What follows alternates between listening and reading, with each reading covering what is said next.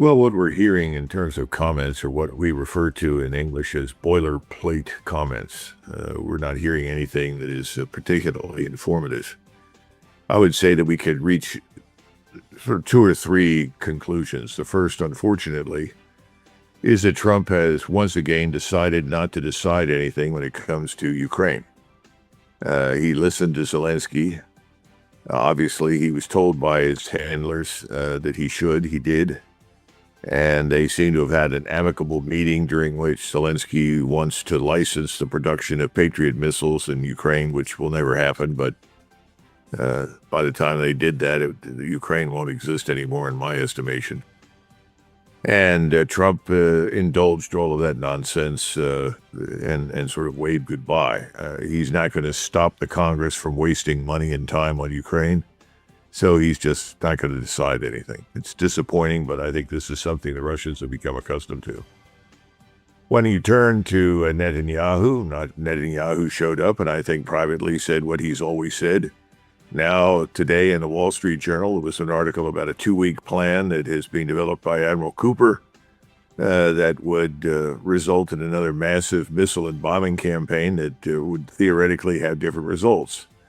And we continue to hear rumors about the use of ground forces, particularly against Karg Island and potentially Chabahar on the south coast of Iran. So I think whatever disagreements they may have had, I don't think there's any change in the larger direction strategically. And I have this sinking feeling that we are going to be attacking very shortly in a big way. Well, some of these attacks, though, it appears that the escalation control is not quite there. You've seen the attacks on Iraq. I mean, this can have a lot of unforeseen consequences. The involvement of Yemen now in the war as well is deeply problematic. But, especially the folks, well, there's a lot of countries involved here. But which is it that concerns you the most now? I thought that the Iraq one, I think, is underestimated how bad this can go. But again, I'm not the expert here. Well, I think we can conclude that a couple of things are underway. One of which is this is a regional war now. This is no longer limited to Israel and Iran and the United States. It is spilled over into, as you point out, Iraq. The Popular Mobilization Forces there, the PMF, are very loyal to the Iranians that stood by them through the Civil War and virtually from the beginning of our intervention and occupation. They have their eyes on Kuwait, frankly. I think Kuwait will cease to exist when this war ends. It'll become part of Iraq. I also think that this war is spreading even to places that we're not paying attention to. There was a refinery in Egypt that was badly damaged by an unmanned system. We're not quite sure where it came from. That could have come from Iraq or any number of places. Could have come from the Houthis. Al-Ansara is now in control of the access to the Red Sea. Iran controls access to the Persian Gulf. This basically is a clear and unambiguous message that the United States Navy no longer controls either of those, and for that matter, is no longer the dominant force they claim to be. I think the second piece, and this is the most important part, and this is what I think troubles Trump more than anything else. The loss of control over the flow of oil, the destruction of the global energy complex, those things are important. But to Donald Trump personally and to his inner circle, what's at stake right now is the survival of American military, political, and economic hegemony. That's what it's all about. You'll recall all these silly remarks about the rules-based liberal international order. Well, that thing was concocted in the aftermath of Bretton Woods and the International Monetary Fund, World Bank, the instrumentalities that were supposed to be helpful and good for people in the world, and people bought that for a while, and they finally realized, as Charles de Gaulle predicted, that everything that was being developed was really a Trojan horse for American hegemonic power. Well, that's true. And what has happened over the last 30 years, as the Russians have noted and others, is that this hegemonic power expanded. And it's reached a point of intolerability. In other words, people just won't tolerate it anymore. And the acid test for this military hegemony has been Iran. And the United States Armed Forces thus far have lost. And so for all intents and purposes, the world has concluded that the world they lived in of American military, political, and economic hegemony is over. So what is Trump really doing? Trump at this point is really fighting a rearguard action. He's trying to save whatever he can of this hegemony. The reason he went back to war after signing the MOU is that he finally realized, look, the MOU is unambiguous surrender of U.S. military hegemony. I can't afford that. I can't allow it to happen. Now you have all sorts of people saying, well, if this is allowed to stand, if we cannot defeat Iran, then others will challenge us. And years ahead, we will be targets. Iran will strike us, and all this kind of crap. The possibility that most of the world will get on with itself, especially in the Eastern Hemisphere without us, doesn't seem to occur to anybody. We are now continuing to weaponize our economy, our financial system, sanctions upon sanctions directed at China, sanctions upon sanctions directed at Iran or directed at Russia, anybody that we don't like who challenges us. It's a dead end, Glenn. So I think we are rapidly approaching a turning point. Now, whether it's a turning point or we're just reaching entropy, I don't know. But if you look at the Russians right now, contrary to what people are saying in the West, they are advancing. And the Russian military is stronger today than at any time since the 1980s. More and more forces are being mobilized, trained, and equipped. And the Russian forces are now effectively blockading Odessa and Mykolaiv ports, shutting that off, turning what remains of Ukraine into a landlocked area. And Kiev is justifiably concerned that these so-called fortress cities are going to fall shortly. And that effectively opens the path to Dnipro, Kharkov, and Kiev. So Zelensky is worried. His government is decomposing, firing people left and right, people resigning, leaving. And at the same time, we've actually privately said to the Russians we'd like to talk, and apparently Minister Lavrov has said no thanks, because he sees no evidence that we're really interested in bringing an end to the war. Then you turn to Israel. Israel is very happy that we abandoned the June Memorandum of Understanding. They simply want to keep the war going as long as possible, because theirs is a war to the finish. They're in an existential war in their judgment, and they are. They're correct right now. They've turned it into an existential war for Israel. Either they can exterminate and annihilate their enemies all over the region or not. They have complete control of us for the moment, and so they're confident that that can still be achieved. I'm not so sure it can, but that's what they think. And as long as we are obedient and do what they tell us to do, I guess you could say they're going to continue. So we're in for another massive air and missile strike scenario, another offensive. And the White House remains what I would call an Israeli or Jewish lobby policy-making center. And so that's why I say Trump listened, and I think Trump is going to obey.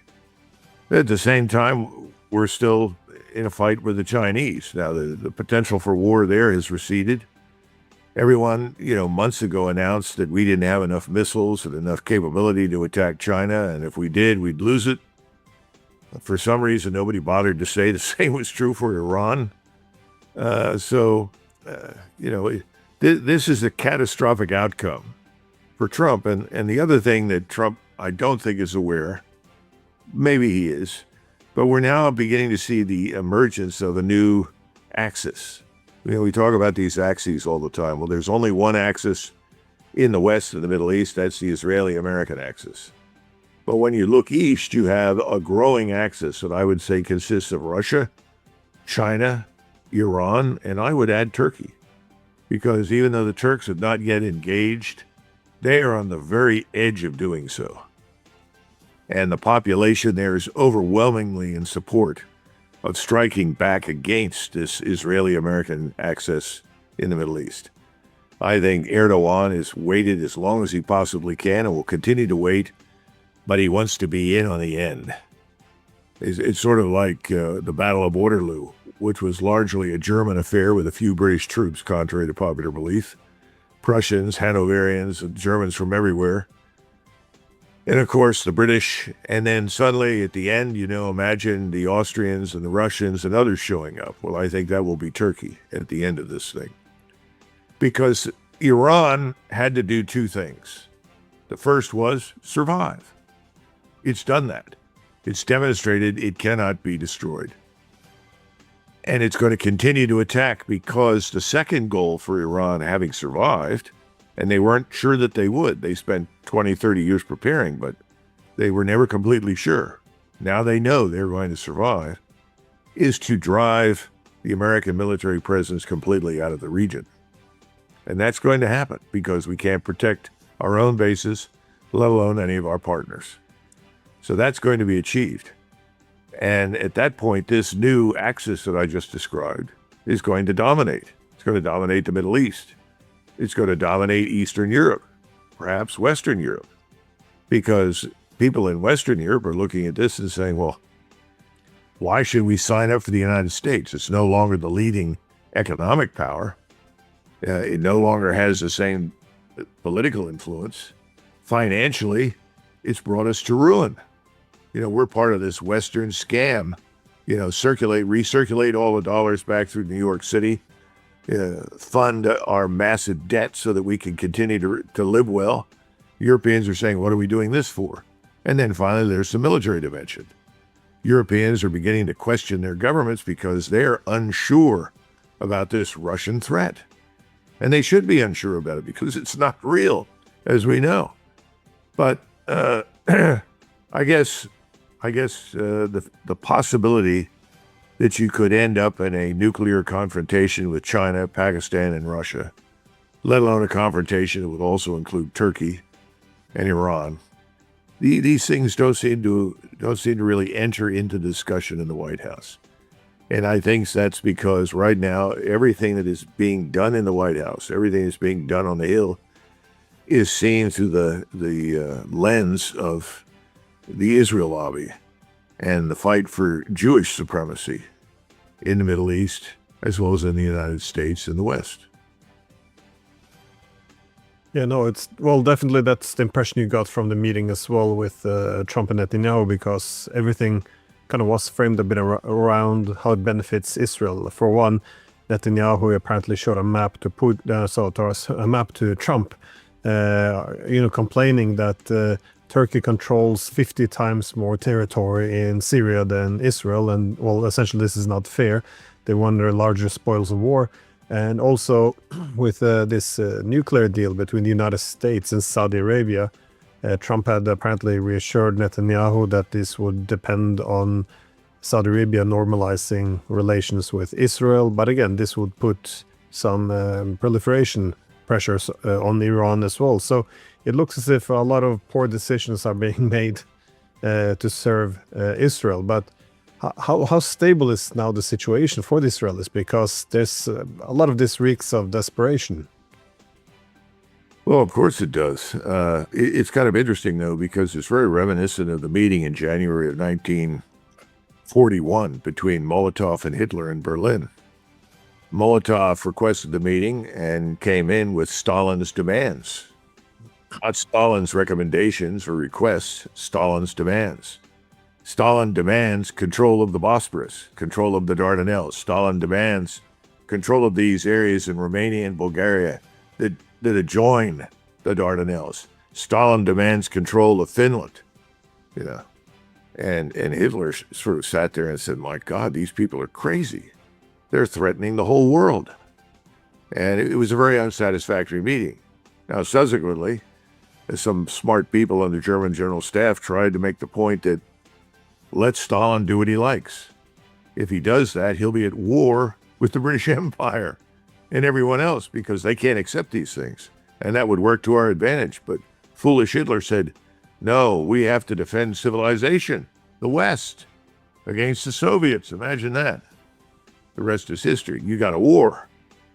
The problem I have with this meeting that you're just describing is that Zelensky and Netanyahu are joined at the hip. They're both supported by the same groups of people. Let's be frank, the same groups of people that want to essentially denude the populations of the Middle East of Muslim Arabs and Christian Arabs and replace them with Jews are the same people that want to do something similar to Russia. So they are backing the Ukraine mess. And the bad news is that we don't seem to want to recognize that, and we're not willing to stand up to it because those same forces own everyone. Literally.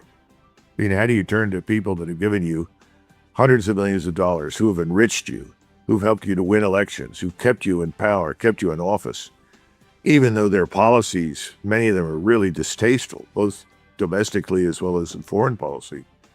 I don't know. But I fear that this meeting is going to lead to a widening of the war. Just as the meeting in January of 41 led to catastrophe. I think these meetings in Washington did not solve any problems. It didn't take us off the path of disaster. It's keeping us on it. And all we have to do is look at the global energy complex and look at the global economy, and we know that all of those things are plunging into the abyss. People here in the United States and I think in Europe don't realize we haven't even begun to feel the effects of the disrupted energy complex. It's going to get a lot worse. I look at the situation in Germany. The VW is essentially committing Harry-Kari. It's on a suicidal path. I don't know how the German government can survive. This is a bad situation. And instead of leading us out of it, which is what Washington under Trump was supposed to do, we're marching right into it. So it's not so much that Trump is making any decisions.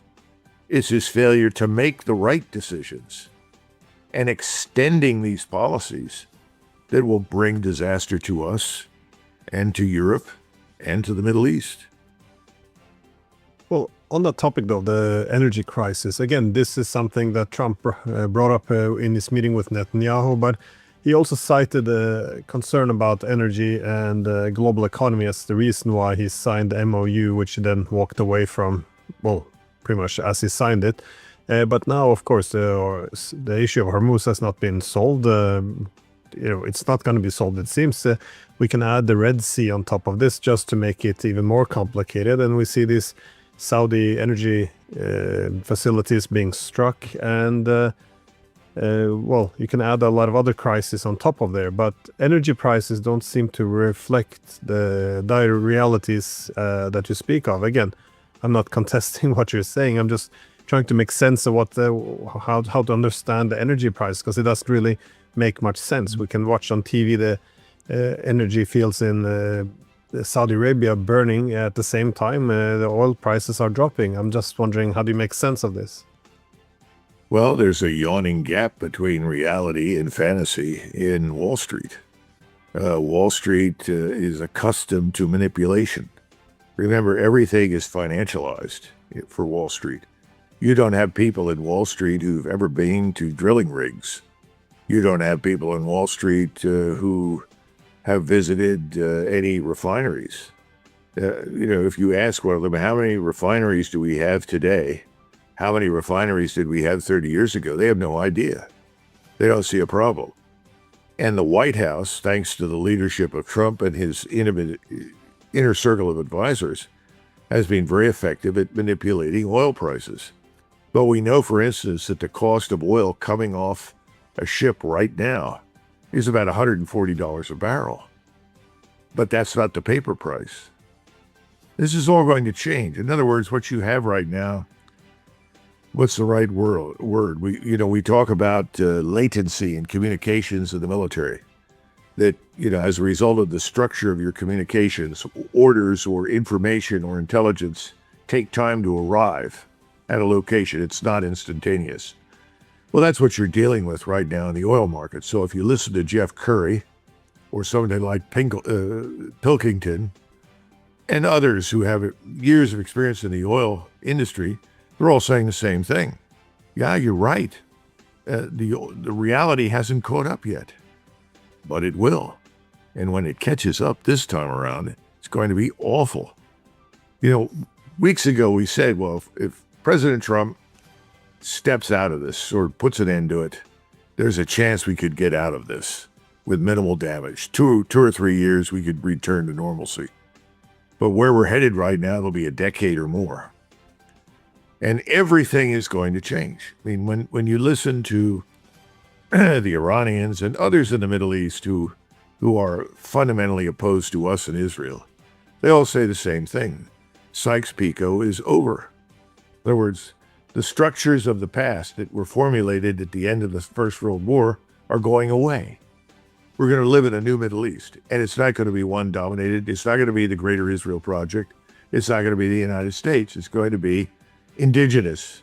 And the two great powers that are going to shape these things and decide these things are not the United States and Israel. They're primarily Iranians and Turks because they live there, but also Chinese and Russians, the Chinese especially, because they're the only country in the world that can help rebuild anything. We're broke. We're on the edge of a total financial meltdown. It's like a lot of things. You know, you and I stand at the railroad crossing, and we look out and we say, see, look over there. The train is coming. The locomotive is coming. And everybody says, oh, yeah, you've been saying that for the last 6 hours. It hasn't gotten here yet. Yeah, but we can see it now. It's visible. It's coming. Yeah, right. Fine. Yeah, wake me when it arrives. Well, it's going to arrive, Glenn. So, you know, you can replay this at some point in the future. And the people that all said, oh, I'm crazy, Curry's crazy, all these other experts are crazy, all these other military analysts are crazy, replay it. And everybody will reel in shock. Well, why didn't we do something? That will be the question. Well, the man who has to do something is named Donald Trump. And it's not a question of what he's doing. It's a question of what he's failing to do. He's just decided not to decide. And that's why you get this vacillation every other day. I'm going to destroy them. I'll hit every bridge. Okay. What difference does that make? What are you going to do? Destroy every hospital? What's your plan? What targets are going to be so important? Are you going to, we're going to seize Carg Island. Oh, that'll be good. Great. Yeah. What are all those soldiers on Carg Island going to do as they sit under constant bombardment from the Iranians? It'll be an exercise in suicide and certain death. Okay. Well, then we'll destroy Carg Island. Okay. Now what? There's no sense of this whole thing makes no sense. And the intelligent thing to do is to stop it. There's not going to be a public surrender by us or by Iran. He's just going to have to disengage. And he will. He'll disengage.